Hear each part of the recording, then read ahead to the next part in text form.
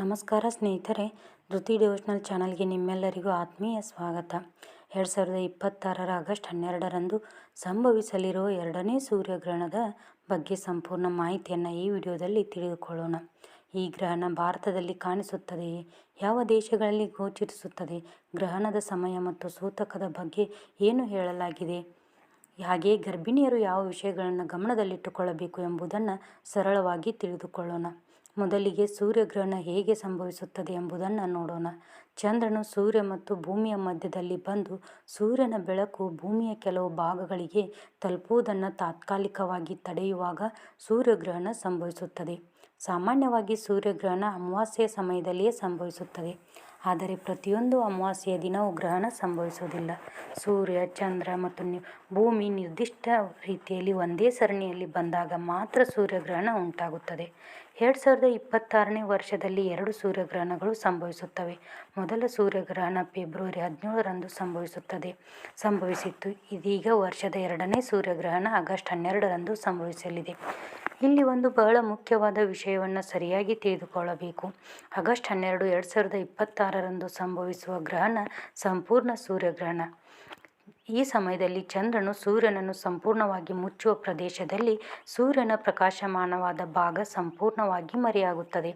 ಇನ್ನು ಈ ಗ್ರಹಣ ಭಾರತದಲ್ಲಿ ಕಾಣಿಸುತ್ತದೆಯೇ ಎನ್ನುವುದು ಬಹಳ ಜನರಿಗೆ ಇರುವ ಮುಖ್ಯ ಪ್ರಶ್ನೆ. ಆಗಸ್ಟ್ 12 ಈ ಸೂರ್ಯಗ್ರಹಣ ಭಾರತದಲ್ಲಿ ಕಾಣಿಸುವುದಿಲ್ಲ. ಭಾರತವು ಈ ಗ್ರಹಣ ಗೋಚರಿಸುವ ಪ್ರದೇಶದ ಹೊರಗಿದೆ. ಆದ್ದರಿಂದ ಭಾರತದಲ್ಲಿರುವವರು ಈ ಸೂರ್ಯಗ್ರಹಣವನ್ನು ಆಕಾಶದಲ್ಲಿ ನೇರವಾಗಿ ನೋಡಲು ಸಾಧ್ಯವಾಗುವುದಿಲ್ಲ. ಈ ಗ್ರಹಣವು ಗ್ರೀನ್ಲ್ಯಾಂಡ್, ಐಸ್ಲ್ಯಾಂಡ್, ಉತ್ತರ ರಷ್ಯಾ, ಸ್ಪೇನ್ ಮತ್ತು ಪೋರ್ಚುಗಲ್ನ ಒಂದು ಸಣ್ಣ ಭಾಗದಲ್ಲಿ ಸಂಪೂರ್ಣ ಸೂರ್ಯಗ್ರಹಣವಾಗಿ ಗೋಚರಿಸಲಿದೆ. ಇದರ ಜೊತೆಗೆ ಯುರೋಪ್ನ ಬಹುತೇಕ ಭಾಗಗಳು, ಉತ್ತರ ಅಮೆರಿಕಾದ ಕೆಲವು ಪ್ರದೇಶಗಳು, ವಾಯವ್ಯ ಆಫ್ರಿಕಾ ಮತ್ತು ಆರ್ಕ್ಟಿಕಾ ಹಾಗೂ ಪೆಸಿಫಿಕ್ ಸಾಗರದ ಕೆಲವು ಭಾಗಗಳಲ್ಲಿ ಭಾಗಶಃ ಸೂರ್ಯಗ್ರಹಣ ಗೋಚರಿಸಲಿದೆ. ಉದಾಹರಣೆಗೆ ಸ್ಪೇನ್ನ ಕೆಲವು ನಗರಗಳಲ್ಲಿ ಸಂಪೂರ್ಣ ಗ್ರಹಣ ಕಾಣಿಸಲಿದೆ. ಐಸ್ಲ್ಯಾಂಡ್ನ ರೇಕ್ಯಾವಿಕ್ನಲ್ಲಿಯೂ ಸಂಪೂರ್ಣ ಗ್ರಹಣ ಕಾಣಿಸುತ್ತದೆ. ಇನ್ನು London, Dublin, Paris, Milan, Stockholm, Oslo ಮುಂತಾದ ಯುರೋಪಿನ ಹಲವು ಪ್ರದೇಶಗಳಲ್ಲಿ ಭಾಗಶಃ ಗ್ರಹಣ ಗೋಚರಿಸಲಿದೆ. ಆದರೆ ಯಾವ ಸ್ಥಳದಲ್ಲಿ ಎಷ್ಟು ಪ್ರಮಾಣದಲ್ಲಿ ಗ್ರಹಣ ಕಾಣುತ್ತದೆ ಎನ್ನುವುದು ಈ ಸ್ಥಳದ ನಿಖರ ಭೌಗೋಳಿಕ ಸ್ಥಾನವನ್ನು ಅವಲಂಬಿಸಿರುತ್ತದೆ. ಇನ್ನು ಗ್ರಹಣದ ಸಮಯದ ಬಗ್ಗೆ ನೋಡೋಣ. ಗ್ರಹಣದ ಆರಂಭ ಮತ್ತು ಅಂತ್ಯದ ಸಮಯ ಸ್ಥಳದಿಂದ ಸ್ಥಳಕ್ಕೆ ಬದಲಾಗುತ್ತದೆ. ಉದಾಹರಣೆಗೆ ನಾಸಾ ನೀಡಿರುವ ಮಾಹಿತಿಯ ಪ್ರಕಾರ ಸ್ಪೇನ್ನ ಲಿಯೋನ್ನಲ್ಲಿ ಸ್ಥಳೀಯ ಸಮಯ ಸಂಜೆ 7:32ಕ್ಕೆ ಭಾಗಶಃ ಗ್ರಹಣ ಆರಂಭವಾಗಿ ಸಂಜೆ 8:28ರಿಂದ 8:30ರವರೆಗೆ ಸಂಪೂರ್ಣ ಗ್ರಹಣದ ಹಂತ ಇರುತ್ತದೆ. ಐಸ್ಲ್ಯಾಂಡ್ನ ರೇಕ್ಯಾವಿಕ್ನಲ್ಲಿ ಸಂಜೆ 4:47ಕ್ಕೆ ಭಾಗಶಃ ಹಂತ ಆರಂಭವಾಗಿ ಸಂಜೆ 5:48ರಿಂದ ಸುಮಾರು 1 ನಿಮಿಷ ಸಂಪೂರ್ಣ ಹಂತ ಕಾಣಿಸುತ್ತದೆ. ಆದ್ದರಿಂದ ಒಂದು ದೇಶದ ಸಮಯವನ್ನು ಮತ್ತೊಂದು ದೇಶಕ್ಕೆ ನೇರವಾಗಿ ಅನ್ವಯಿಸಬಾರದು. ಇನ್ನು ಭಾರತಕ್ಕೆ ಸಂಬಂಧಿಸಿದಂತೆ ಈ ಗ್ರಹಣ ಇಲ್ಲಿ ಗೋಚರಿಸುವುದಿಲ್ಲ. ಆದ್ದರಿಂದ ಭಾರತದಲ್ಲಿ ಸೂರ್ಯಗ್ರಹಣವನ್ನು ನೇರವಾಗಿ ನೋಡುವ ಅವಕಾಶ ಇರುವುದಿಲ್ಲ. ಹಾಗಾದರೆ ಭಾರತದಲ್ಲಿ ಸೂತಕ ಕಾಲ ಇದೆಯೇ ಎನ್ನುವುದು ಮುಂದಿನ ಪ್ರಶ್ನೆ. ನಮ್ಮ ಸಾಂಪ್ರದಾಯಿಕ ಜ್ಯೋತಿಷ್ಯ ಪದ್ಧತಿಯಲ್ಲಿ ಗ್ರಹಣ ಗೋಚರಿಸುವ ಪ್ರದೇಶಗಳಲ್ಲಿ ಸೂತಕವನ್ನು ಪರಿಗಣಿಸುವ ಆಚರಣೆ ಇದೆ. ಗ್ರಹಣ ಗೋಚರಿಸಿದ ಪ್ರದೇಶಗಳಲ್ಲಿ ಸೂತಕ ಅನ್ವಯಿಸುವುದಿಲ್ಲ ಎನ್ನುವ ಪದ್ಧತಿಯೂ ಇದೆ. ಹೀಗಾಗಿ ಭಾರತದಲ್ಲಿ ಈ ಗ್ರಹಣ ಕಾಣಿಸದ ಕಾರಣ ಸಾಮಾನ್ಯವಾಗಿ ಇಲ್ಲಿ ಗ್ರಹಣದ ಸೂತಕವನ್ನು ಆಚರಿಸುವ ಅಗತ್ಯವಿಲ್ಲ. ಅದರಂತೆ ಭಾರತದಲ್ಲಿರುವವರು ತಮ್ಮ ಮನೆಯ ಸಂಪ್ರದಾಯದ ಪ್ರಕಾರ ಪೂಜೆ, ದೇವರ ಆರಾಧನೆ, ನೈವೇದ್ಯ, ದಾನ, ಸ್ನಾನ ಮುಂತಾದ ಧಾರ್ಮಿಕ ಕಾರ್ಯಕ್ರಮಗಳನ್ನು ನಡೆಸಬಹುದು. ಆದರೆ ಪ್ರತಿಯೊಂದು ಕುಟುಂಬದ ಆಚರಣೆ ಬೇರೆ ಬೇರೆ ಆಗಿರುವುದರಿಂದ ತಮ್ಮ ಕುಟುಂಬದ ಹಿರಿಯರು ಅಥವಾ ಅನುಸರಿಸುವ ಪಂಚಾಂಗದ ಸೂಚನೆಯನ್ನು ಗೌರವಿಸುವುದು ಉತ್ತಮ. ಇನ್ನು ಗರ್ಭಿಣಿಯರ ಬಗ್ಗೆ ಬಹಳಷ್ಟು ಜನರಿಗೆ ಗೊಂದಲವಿರುತ್ತದೆ. ಗ್ರಹಣ ಭಾರತದಲ್ಲಿ ಕಾಣಿಸುವುದಿಲ್ಲ ಎಂದಾದರೆ ಗರ್ಭಿಣಿಯರು ನಿಯಮಗಳನ್ನು ಪಾಲಿಸಬೇಕಾ ಎನ್ನುವ ಪ್ರಶ್ನೆ ಬರುತ್ತದೆ. ಮೊದಲನೆಯದಾಗಿ ವೈಜ್ಞಾನಿಕವಾಗಿ ಹೇಳುವುದಾದರೆ ಸೂರ್ಯಗ್ರಹಣದಿಂದ ಗರ್ಭದಲ್ಲಿರುವ ಮಗುವಿಗೆ ವಿಶೇಷ ಹಾನಿ ಉಂಟಾಗುತ್ತದೆ ಎಂಬುದಕ್ಕೆ ದೃಢವಾದ ವೈಜ್ಞಾನಿಕ ಸಾಕ್ಷ್ಯವಿಲ್ಲ. ಗ್ರಹಣದ ಸಮಯದಲ್ಲಿ ಗರ್ಭಿಣಿಯರು ಚೂಪಾದ ವಸ್ತುಗಳನ್ನು ಬಳಸಿದರೆ ಮಗುವಿನ ತುಟಿ ಸೀಳುತ್ತದೆ, ಮಗುವಿಗೆ ಗುರುತು ಬರುತ್ತದೆ ಮುಂತಾದವುಗಳು ಸಾಂಪ್ರದಾಯಿಕ ನಂಬಿಕೆಗಳಾಗಿವೆ. ಆದರೆ ಅವುಗಳಿಗೆ ವೈಜ್ಞಾನಿಕ ಆಧಾರವಿಲ್ಲ. ಆದರೆ ನಮ್ಮ ಹಿಂದಿನ ಕಾಲದಿಂದ ಬಂದಿರುವ ಕೆಲವು ಆಚರಣೆಗಳನ್ನು ಅನೇಕ ಕುಟುಂಬಗಳು ಇಂದಿಗೂ ನಂಬಿಕೆಯಿಂದ ಪಾಲಿಸುತ್ತವೆ.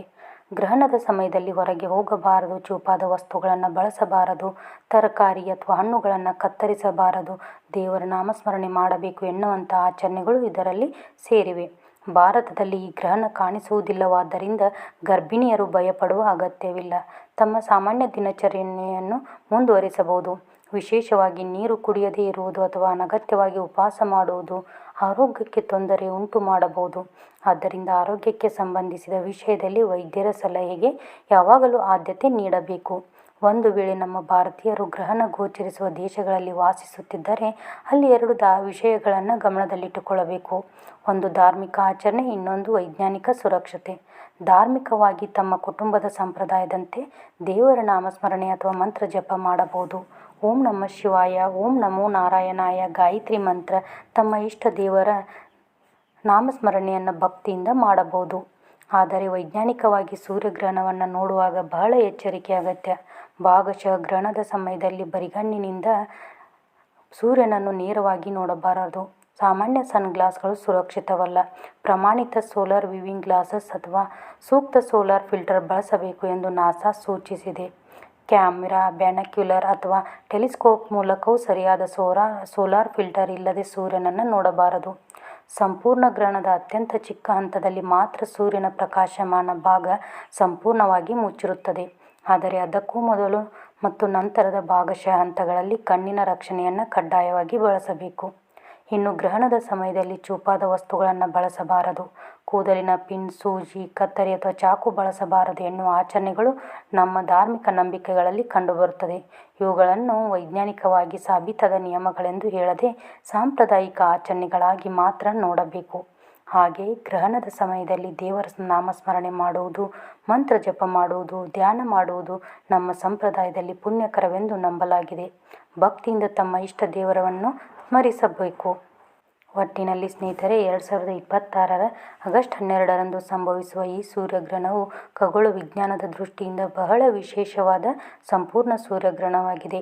ಇದು ಗ್ರೀನ್ಲ್ಯಾಂಡ್, ಐಸ್ಲ್ಯಾಂಡ್, ಸ್ಪೇನ್, ಉತ್ತರ ರಷ್ಯಾ ಮತ್ತು ಪೋರ್ಚುಗಲ್ನ ಸಣ್ಣ ಭಾಗದಲ್ಲಿ ಸಂಪೂರ್ಣವಾಗಿ ಕಾಣಿಸಲಿದೆ. ಯುರೋಪ್, ಉತ್ತರ ಅಮೆರಿಕ ಕೆಲವು ಭಾಗಗಳು ಮತ್ತು ವಾಯವ್ಯ ಆಫ್ರಿಕಾದಲ್ಲಿ ಭಾಗಶಃ ಕಾಣಿಸಲಿದೆ. ಭಾರತದಲ್ಲಿ ಈ ಗ್ರಹಣ ಕಾಣಿಸುವುದಿಲ್ಲ. ಹೀಗಾಗಿ ಭಾರತದಲ್ಲಿರುವವರು ಈ ಗ್ರಹಣದ ಬಗ್ಗೆ ಯಾವುದೇ ಭಯ ಅಥವಾ ಗೊಂದಲಕ್ಕೆ ಒಳಗಾಗುವ ಅಗತ್ಯವಿಲ್ಲ. ಗ್ರಹಣ ಕಾಣಿಸದ ಕಾರಣ ಸಾಂಪ್ರದಾಯಿಕವಾಗಿ ಸೂತಕ ಅನ್ವಯಿಸುವುದಿಲ್ಲ. ನಿಮ್ಮ ಮನೆಯ ಸಂಪ್ರದಾಯದಂತೆ ಪೂಜೆ ಮತ್ತು ಧಾರ್ಮಿಕ ಕಾರ್ಯಗಳನ್ನು ನಡೆಸಬಹುದು. ಗರ್ಭಿಣಿಯರು ಕೂಡ ಭಯಪಡುವ ಅಗತ್ಯವಿಲ್ಲ. ಗ್ರಹಣ ಭಾರತದಲ್ಲಿ ಕಾಣಿಸುವುದಿಲ್ಲವಾದ್ದರಿಂದ ವಿಶೇಷವಾಗಿ ಯಾವುದೇ ಆತಂಕ ಪಡುವ ಅವಶ್ಯಕತೆ ಇಲ್ಲ. ಆರೋಗ್ಯಕ್ಕೆ ಸಂಬಂಧಿಸಿದ ಯಾವುದೇ ನಿರ್ಧಾರದಲ್ಲಿ ವೈದ್ಯರ ಸಲಹೆಗೆ ಆದ್ಯತೆ ನೀಡಿ. ಇವತ್ತಿನ ಈ ವಿಡಿಯೋದಲ್ಲಿ 2026 ಆಗಸ್ಟ್ 12ರ ಸೂರ್ಯಗ್ರಹಣದ ಬಗ್ಗೆ ಸಂಪೂರ್ಣ ಮಾಹಿತಿಯನ್ನು ತಿಳಿಸಿಕೊಟ್ಟಿದ್ದೇನೆ.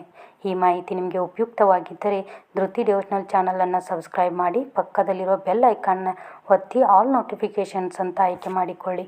ವಿಡಿಯೋ ಇಷ್ಟವಾದರೆ ಲೈಕ್ ಮಾಡಿ, ನಿಮ್ಮ ಕುಟುಂಬದವರು ಮತ್ತು ಸ್ನೇಹಿತರೊಂದಿಗೆ ಶೇರ್ ಮಾಡಿ.